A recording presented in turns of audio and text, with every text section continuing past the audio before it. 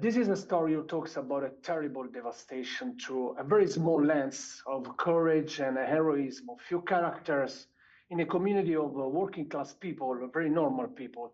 But this movie also talks so many things, talks about survival, talks about redemption and second chances, and what happened to all of us when we are tested in front of an extraordinary situation. What was your first feelings when you read the script for the first time?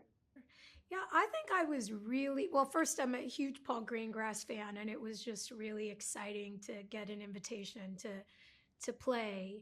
When I read the script, I was really drawn by the emotional character journeys and also the relationship between Mary and Kevin and how they started out strangers and how by the end of the movie, they're stripped down to the rawest versions of themselves that they've probably ever known with each other and in front of each other. And I just thought that there was so much compelling in terms of a character journey that was there, for characters to get to that point that you were just talking about, which is kind of a point where nothing can ever be the same again. You get to a place where this may be it, and you have nothing to hide behind, and Right. they get to the other side of that, and it was just really interesting to me to explore what that experience is for a human being to get to the place of no return. Yeah, that's that spot to where there's not another option. There's nowhere else to go. There's sort of it's almost an acceptance of fate, Mm. and just as they surrender, and not romantically, but in a love story, in that they share secrets. They share a secret with each other. They share a regret, a remorse, and that's where they come together on common ground, surrender, then fire, boom, oh shit. And they're back in action again and decide to, not run anymore. Drive right down. If you want to get through hell, drive right down the belly of the dragon's throat. Mm. Yeah, that was fun to explore about how you get there again. Because at the very beginning, we both want the same thing, but have two very different ways of going about getting it. And yeah, to end up in that spot and earn that spot, that was fun to track as an actor. Mm. I was really impressed by the work done with the fire in this movie. Flames are absolutely a main character of this movie because they have a body, they have a voice, an incredible sound. The work done with the sound is really amazing in this Yeah. movie. Did you notice the same when you saw the movie and how difficult it was to play so many scenes with the fire? Mm. That was Paul Greengrass's. I remember him saying early on, "Oh, I want to make this fire a predator. I Mhm. want to give it its own POV," which you get very early on. Yeah. Um, it's like Jaws and in the movie Jaws, like the shark.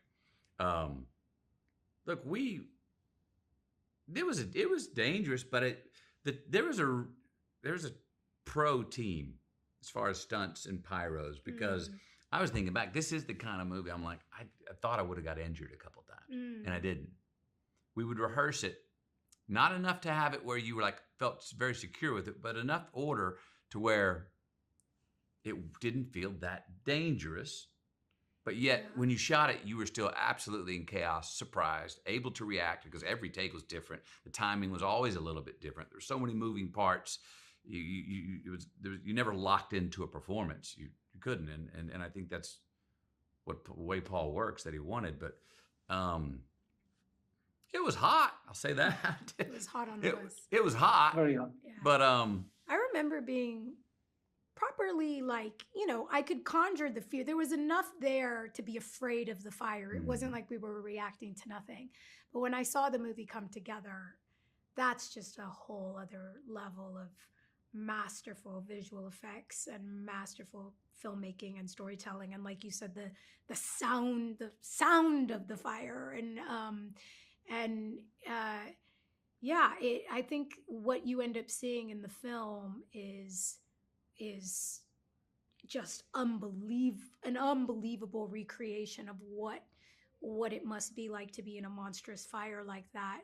And we were, I think Paul did so much to help us understand what it was going to be, how Right. big it was going to be. Don't forget how enormous, don't forget how hot, don't forget how terrifying. But I don't think in my wildest dreams I imagined like what I see on that screen. Yeah. There is a union of words that will otherwise would be difficult to bring together. There is the epic, the cinematic nature of the wildfire, and the deeply personal human stories of normal people with courage and resilience at its heart. How hard it was to unify these two words in a so perfect way. Unification of something catastrophic and the human nature to survive, which is what drew my attention. I read an article in the Washington Post about the book that was written by Lizzie Johnson about the fire, about this inferno that consumed a town. But then they also told the story of Kevin McKay and Mary Ludwig in a separate article. And I didn't do anything that day, but the next day I was listening to the radio and there was an NPR article, an NPR story about the book. And Scott Simon said, you know, the story that really got me was the story of Kevin McKay, the school bus driver.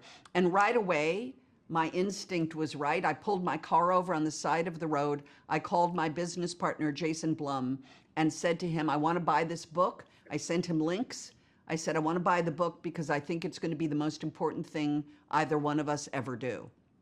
And it is proving to be so, because exactly what you said. How do you tell the story of something so out of control and impossible to contain in our minds, let alone in a movie?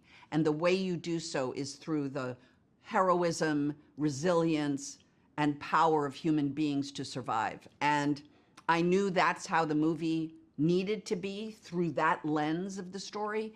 And of course, Paul Greengrass is a master filmmaker and put you in the middle of the fire, but put you in the middle of their hearts at the same time. The movie stars are Kevin and Mary, sure. But the beautiful thing of this movie is that there are many heroes in it. There is an entire community that help each other to overcome a seemingly impossible challenge. Can we say that this is an ensemble movie Of where course. everyone is a hero? Every person in Paradise, California, that day and the days following are heroes. Every person, every mom who evacuated their many children by themselves in the midst of that inferno, all of the first responders, all of the people in Paradise, so much so that, yes, we made a movie. Yes, of course, it stars beautiful performances with Matthew McConaughey and America Ferrera and many other people.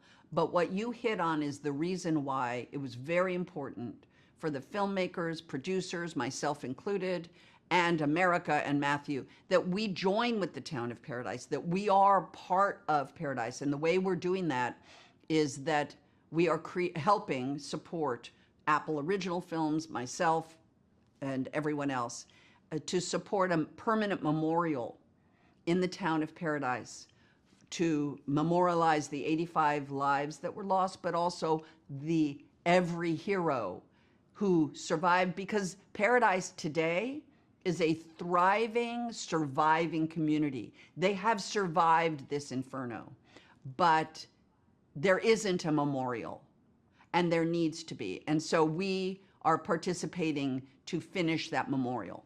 Just a few words about Paul Greengrass, the director, who made a very incredible work with fire. It's very complicated to play fire. Yes. Did you think about it since the beginning of the project? So he was the first director I thought of as a producer. He was the first. And for about a month or two, he wasn't available. He was working on another project. And then all of a sudden I heard that he was available. And I knew, because of his background as a documentary filmmaker, I knew the way he would put a camera, the way he would put many cameras in that fire, the way that he would tell the story with a camera. I mean, this was filmed, this was planned and filmed, and yet when you're watching it, you feel as if you are really there. Part of the reason is because he works with real people. So for instance, the Cal Fire chief, the actual chief who was in charge of the Camp Fire in 2018, is an actor in the movie. He plays the second lieutenant to the fire chief. So all of the firefighters in the movie are real firefighters. So you get a verisimilitude, you get a visceral truth that you can only get when you combine real people and then actors. It's a skill that Paul has that I think really no one else matches. And he was the perfect person to tell this story.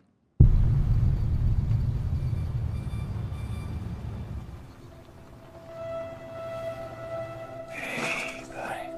Come here, buddy. You okay?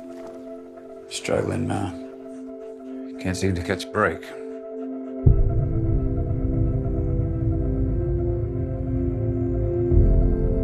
I thought that I'd be safe here.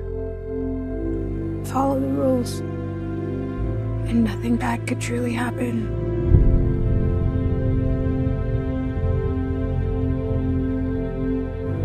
I spent my entire life trying to escape.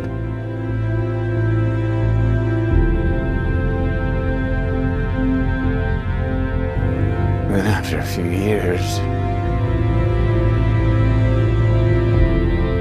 my life turned to shame.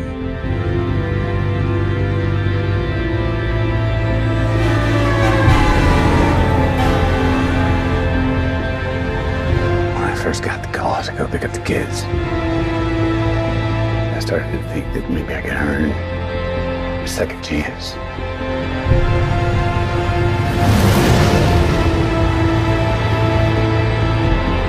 But it's too late for second chances.